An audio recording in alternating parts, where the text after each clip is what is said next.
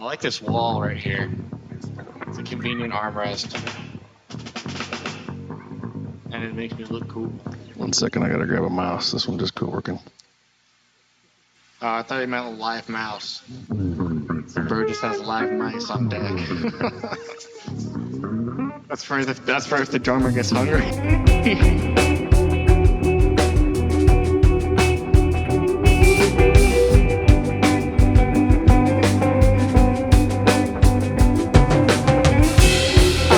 Stuck on the same page, reading the same lines over again.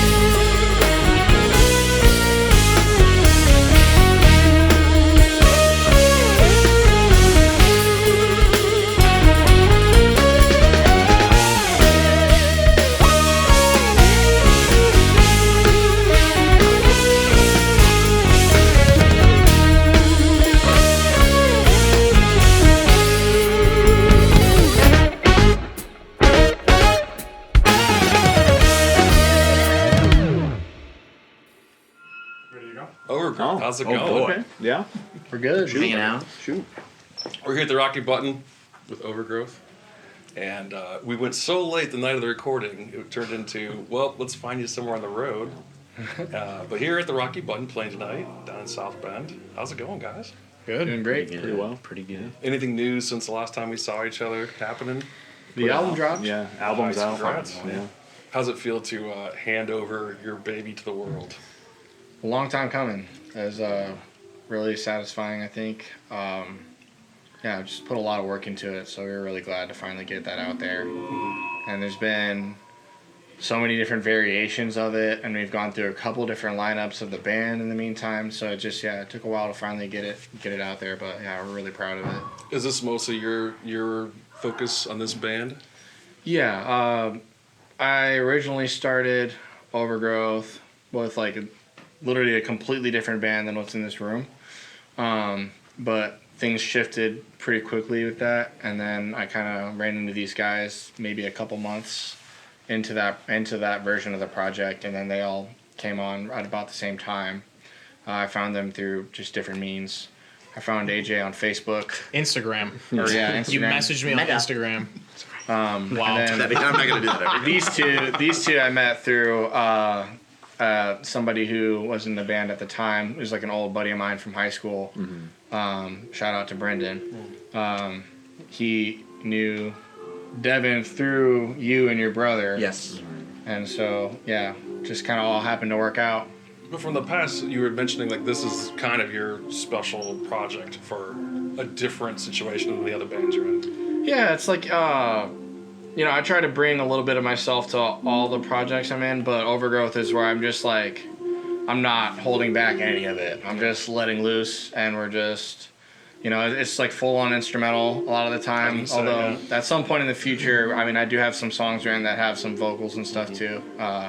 But that's going to be down the road a ways. But yeah, I really wanted, the point of Overgrowth is for, I wanted musicians that are all going to push each other to try to be better and elevate ourselves, just improve as players and play stuff that is, there's not a lot of, really technical music around here like that. Yeah. And so I kind of wanted to push that around here, and I like pushing the funk music. I feel like not that many people are doing that either. They're out there for sure. They're definitely out there. The night of the recording was super easy to even mix. Once we got cooking, it was flowing real easy. And those were board mixes that you guys got from the console that night, and it stuck. I couldn't beat it in the DAW. It just didn't come together like that analog. And again, the Devins are over my shoulder on one side, drums, bass, and percussion out in the other room, and the horns in the other corner. So it's feeling a part of the band. As someone mentioned earlier, you're all drummers. Yeah. That's my background as well, and it's a spot where it's you have to listen to the other people if you're doing well. Yeah. How does he hand over things to you guys? The ideas. How's it come to you guys?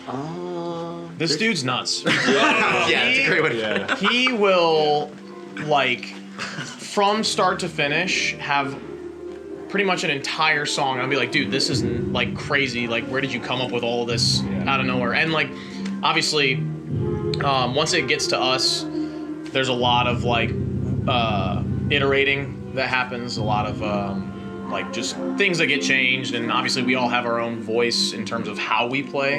Yeah. But there have been times where I'll get videos from him, and he's just showing me his keyboards set up in his kitchen, and it's at 8 in the morning, and then he'll send me a finished demo by 10 p.m. that night, and I'll just listen to it. This is the most insane thing I've ever heard. Okay, I'm ready to play it. Yeah. At least it inspires you. Yeah, definitely. Yeah. How do you choose parts, AJ? Because being a drummer, it's mechanical. You gotta run with it. How do I choose parts? Man, I actually kind of count on these guys a lot, because a lot of my experience as a musician, I wasn't really part of the writing process as much. I've always been a participating member in songwriting, but I look to these guys for inspiration for a lot of what I ultimately end up playing, and we'll bounce ideas back. It really helps having two pretty good drummers in the band to besides me to I don't drum. to When you said it, I was like, yeah, sorry, I'm a Gabe. drummer now. Around with a No, I gig. guess You took yeah. me around with a gig. Yeah, I mean, having them in the I did band just like really my first it helps me like bounce ideas back and forth to a way that I can really like come up with something that I like. It felt like a machine in the rhythm section and obviously guitar and keys. It really was like, oh, this is one person and not 4 people at that point. That's awesome. How does it come out for you? Like, do you get the videos too, Devin? Yeah, he'll like sometimes it's like an email where it's like, here's this track, this is what I'm thinking, and like he can emulate a guitar tone so well through the keyboard that I like know immediately which part he's like basically like has me in mind for, and it's like Devin said earlier, it's like we're all pushing each other to play something that maybe we are like thinking of playing or writing that way in our spare time, but maybe we're not. You know what I mean? I can definitely say there's been a handful of tracks where like I get the rhythm guitar part that Devin has in mind for the song, and I'm like, I don't know if I can do that. Yeah. Oh, wow. You know, but at the end of it, it's like it really is like take it as a challenge to like do it, because he went through the process of writing it and thinking about it, and it's like, okay, this part probably works in the track, and like we've bounced back and forth like parts obviously like in writing sessions and stuff too, where it's like, oh wait, let's make it even crazier if we did this. Yeah. You know, and there's a so lot of that. we really do push each other, and like I said, I'll get parts and I'm like, okay, Yeah. like it sounds awesome, we'll see if I can accomplish it, you know. And like, you know, most of the time it's like it does at the end of the like cycle or album cycle or writing the song, we've come out on the other side being like, we feel pretty good about what we just learned, you know, our progress, even if it's just one song, you know. Right. Gabe, bass has always been a mystery. It can be as simple as one note, but Yeah. where do you find the pocket? Where's the... AJ, 100% rely on AJ for that. I try and stare at him as much as possible. If you ever... That's crazy because I'm like staring at you the whole time. Dude, I'm like in love with AJ. Yeah. No, I'm just kidding. Well, I think But we all are. I actually had to learn bass for this band, and I bought the bass that I have now in order to play with them because, like you were saying earlier, I met him. Actually, I saw them play before this current iteration at their house. They used to run a show called It was like the Fest. debut Overgrowth show. Yeah, their first show ever, and I saw them and I thought it was the coolest thing I've ever seen. Yeah. And I'm like, I'll never be in a band like that. Oh, wow. And then And here we are. and then like a month later or something, they go, hey, we need a bass player. I'm like, oh, well, I play guitar. I can maybe play bass. Wow. And it's luckily bass, I would say, for me personally, is a lot more straightforward than guitar. Yeah. You don't have to deal with like inversions as much, Yeah. and you know, playing chord shapes is not as well. I don't want to say it's not as important, right? But Right. in this case, I had to really catch up on my chops because these guys have been playing for way longer than I have. I'd say I'm the newest musician out of all of them because when I was younger, I really only played trumpet for a little bit, and I'm mainly a singer in some other projects. But yeah, when it comes to bass, it's really hard to say I try and simplify because I really don't think you it's do. really actually. hard to simplify these songs. There's not really a good way to do it. And that's why I love this band because of that, because there's a lot of high energy. I'm never sitting on just one note. Like if I just Just play moving bass, parts. yeah, I That's- love moving. There's a lot of stuff happening. I think that's the secret to funk music in general. 100%. Moving parts, but just don't ever let them touch. Except for, you know, like I have a lot of unison lines, which is where I'm taking cues from jazz more. Right. It's kind of the rhythm stuff is all, everyone's doing their own rhythms, but then we come together and we try to make it hit like a ton of bricks when we do. Yeah. You know?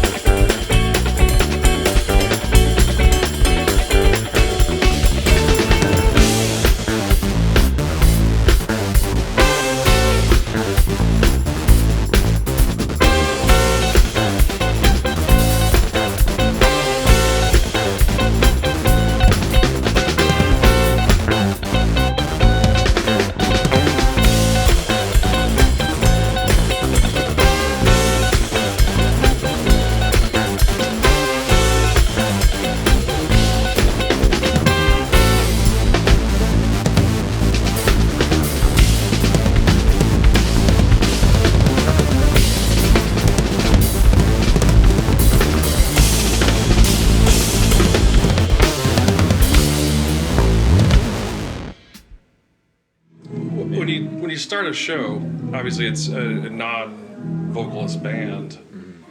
How long until people are buying into what's happening, or is it off the gate? I think they're usually really caught off guard or surprised, because like I said, there's not a ton of stuff out here that's like this, you know, especially the instrumental stuff. So people don't really know what to expect. And then they hear it and they're like, whoa, like that sounds like the video game I was playing. Like, Yeah, I think in our area, I don't think I've heard a band. Maybe yeah. Auto Attack is the closest thing. I love Shout out Auto Attack. Those guys They're are great. awesome. They're great. But I mean, I know every time I'm done with it, because I'll get my friends to come out and be like, you got to see this band. Like, I want all of my friends to see this band. And every time they tell me, they're like, everybody in the band is just like going crazy on their instrument the entire time. I'm like, yeah, that's what it's all about, man. We're here to like just go crazy and have a good time. I think too, like, get people dancing. a degree to, like, we try not to pull any punches if we feel like, you know, that's like you said, is kind of one of your intentions is like let's just make some crazy like Pushing funk each other. music, like push each other, and you know, so staying true to that and just kind of being like, well, let's see what we can do, and sometimes it ends up being kind of wild, you know, like admittedly. I love that really like high energy stuff too. I like for Overgrowth to be very like high octane. That's kind of how I think of it.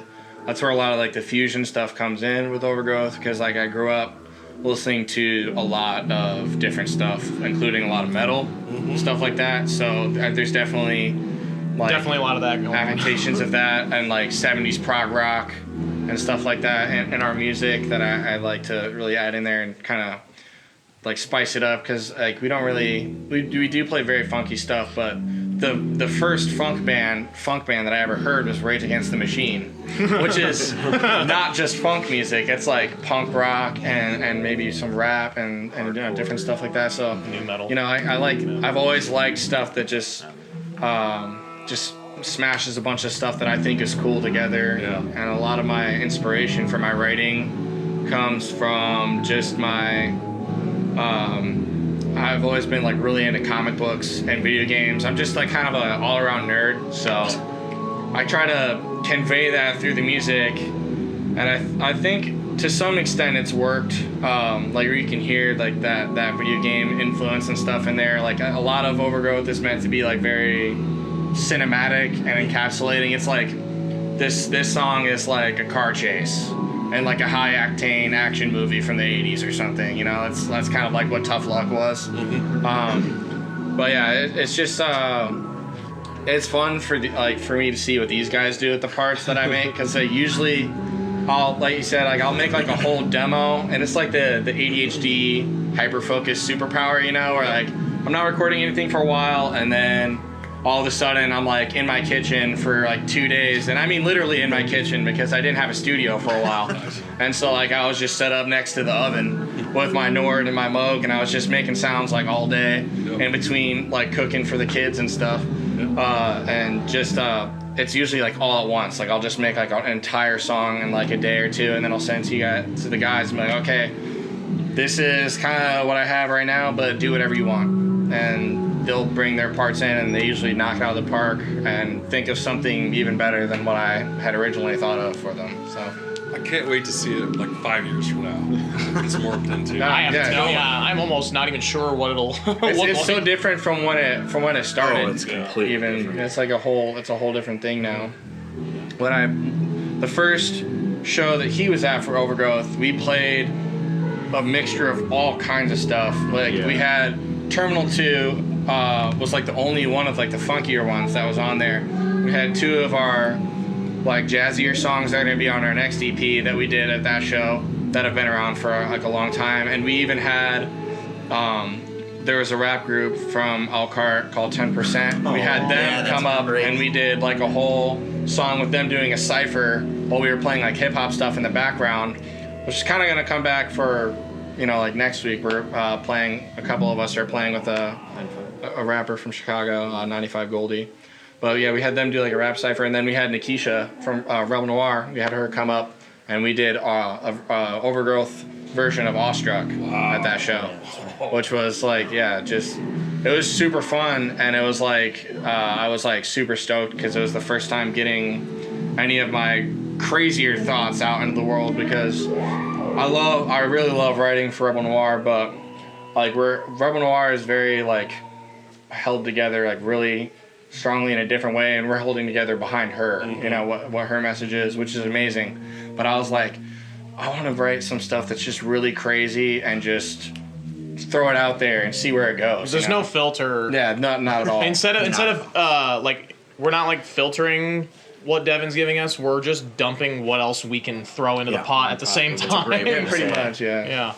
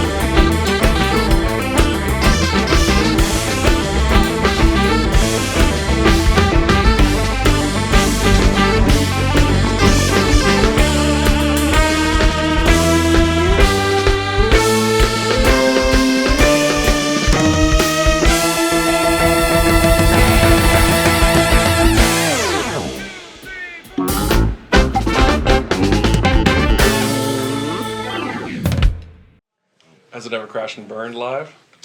Yes, definitely. It's gotten close. I can't think of a single time that we didn't recover. I'm guilty. I think like most of us improv our solo sections. Yeah. I mean, I've had, you know, a few, if not numerous shows where I'm like walking away like all of my solos were terrible. You know what I mean? And it, to me, and I think for all of us, like we go home and practice after that happens. Yeah. You know? Yep.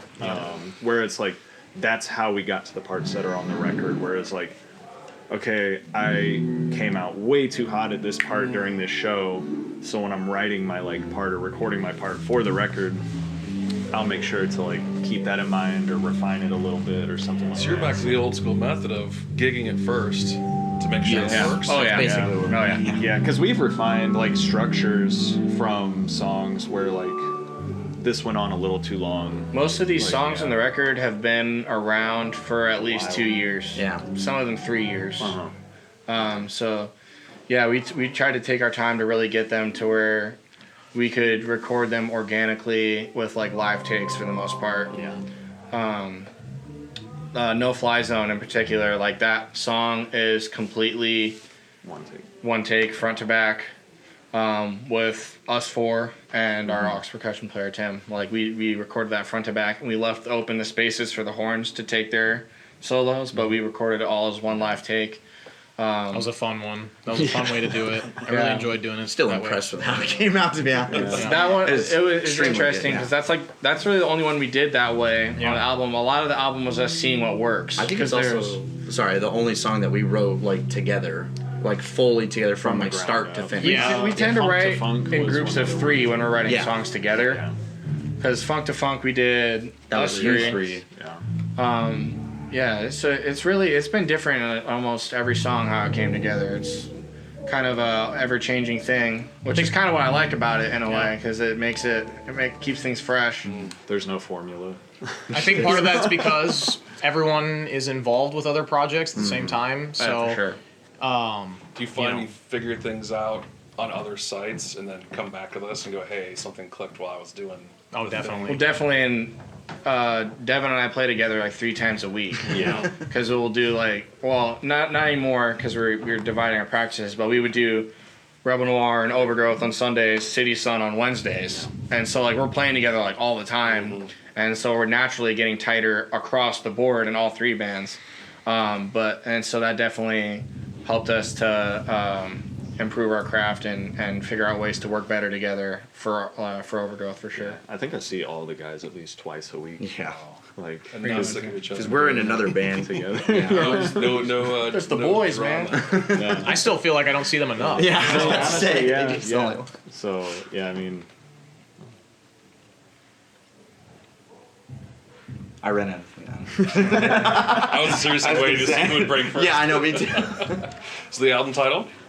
Just Overgrowth. Nice. We thought we'd originally thought about naming it after one of our songs, Groovers and Shakers, but that was really just because I liked that name so much, and not so much because I wanted that song to be like the Yeah. yeah, you know what I mean. it's a great. I song. just I don't know. I just kind of liked the idea of that name, but yeah, Overgrowth felt like an appropriate name for our debut album, and I'll have to get better at making names for albums as I go because that is definitely something I had a hard time I with. think we just probably should have a better naming system for.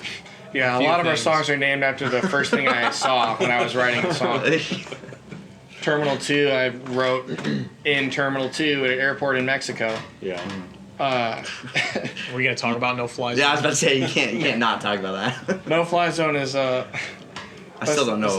That's not PG. Yeah. But- Just listen to the album. Just listen. Yeah. You'll know what it's about when you get to the end of it because there's a whole like voice recording at the end of it of You and me and a couple of my buddies just talking, and that's where the titular Title. name drop comes Yeah. for the song. Which it wasn't that for the longest time. Yeah. No. No, it was Fly Zone actually was the new the name name. was worse for a long time. It's a lot. Well, everybody pick up the new album. And Devin, AJ, Devin, Gabe, thank you for your time today. Thank you, man. And I'm Thank sure you. we'll see you in the studio another 10 times this year. I hope. Well, hopefully, That'd be cool. Sounds awesome. Yeah. you like going there. Amazing.